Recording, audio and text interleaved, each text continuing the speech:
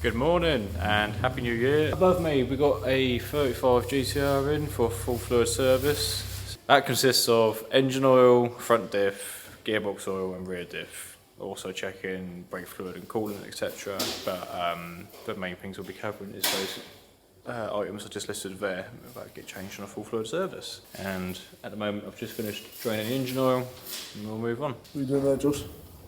Replacing the washer as you do on every service. Why'd you do that? Because the washers are one use only. Once they're crushed, they're crushed. Quick top tip, always crack off your fill plug before removing the drain, because if the fill plug comes out, doesn't come out, sorry, but the drain does, then you're in for a bit of trouble.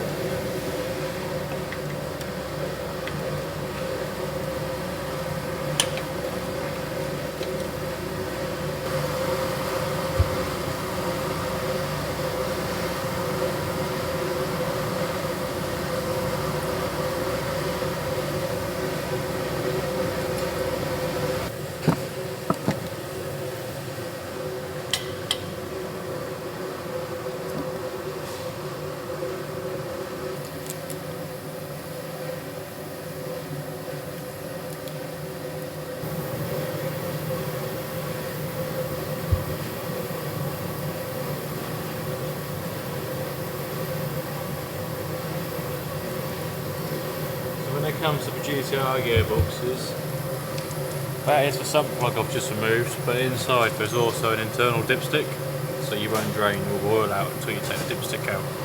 So when you put your 5mm Allen key in, and do that, and then the rest of the fluid will come out. And you need to obviously reinsert this afterwards, so when you fill it from a fill plug, it'll get to above this level and then come out the drain, and that's how you start off. And then you have to run the car up and get the temp of the gearbox oil up to about 50 degrees and then recheck the level on a level surface to make sure that's at the right level. So little tip there is put a little bit more in than it indicates on the fill, and then just drain out the excess if there's any when it comes to checking the level. It normally works pretty good that way.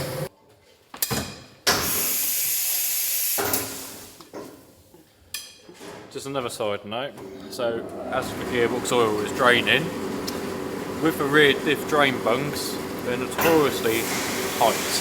So if you can get your bar, whatever it is you're using, as close to the drain plug as possible. So here you can see I'm using quite a long Allen key extension, or socket should I say. If you can use something that's a lot shorter, it stops it pivoting off as you're trying to undo it. Because if you end up going like that, then you'll round the bung. And don't use an impact, please. Just use a breaker bar and just give it a shock. If you try and baby it, they do round. And if you round them, you're in for a bit of trouble. Underneath these cars, okay, so things to look out for. People who are watching this probably own GTRs themselves, so they're probably quite aware of the usual things or common things that GTRs are known for. This day and age, with the earlier models, particularly like the CVAs and TPAs, and to be fair, we've even seen a little bit on the eBays now, these gearbox sump pans. You can see this one's just started to show a bit of surface corrosion, but some of them can get quite bad. So you can look into replacing them. Obviously, because once they rot through, they'll start leaking, and that ain't ideal. So various options out there. You can put an OEM pan back on, or you can opt for a billet aluminium upgrade.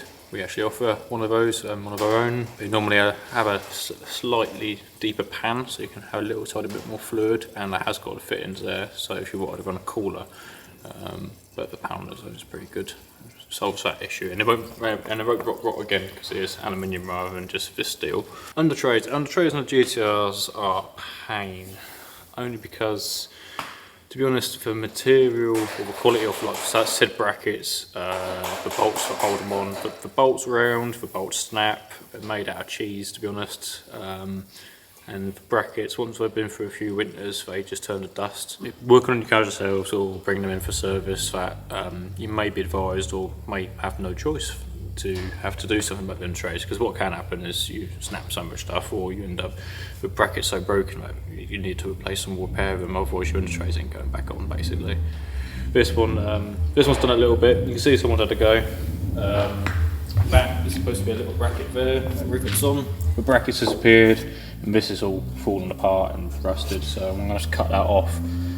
But you can get stainless steel upgrade kits as well for the brackets. These ones ain't too bad along here, but you can replace these etc. along with the ones that normally fix on the under trays themselves. The big one's probably the Bellhausen. A lot of people know about the Bellhausen. I think it's like common as anything now, common knowledge shall I say.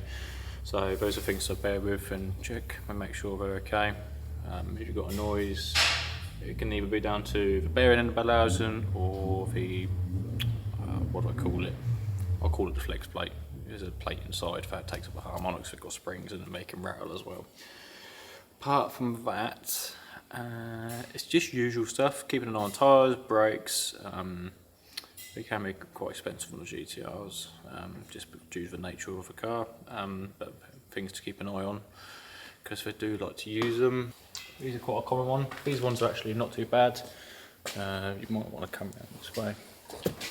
So in this alley housing here, so what happens with these is that the rubber is basically mated to an alley sleeve, which is here and here. It's going to be hard to see, but what can happen where it's on that inner sleeve there is that over time the alley corrodes, it can expand, it can crack, and then the bush isn't going to do its job. And once it starts to crack and fall apart, then it's not ideal.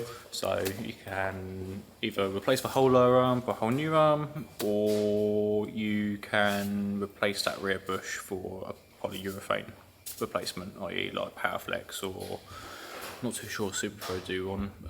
No, sorry, yeah, Superpro do one. Powerflex also do one as well. And that's about it really.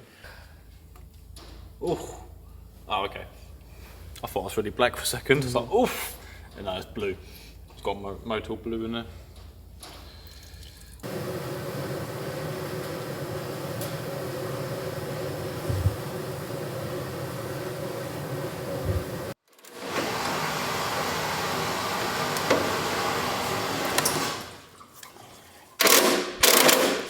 The mollies.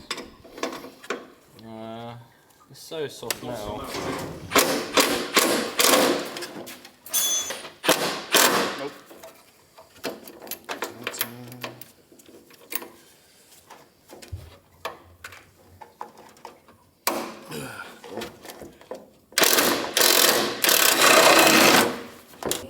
Right, well, hopefully that's a little bit of information for you guys. This car's now done.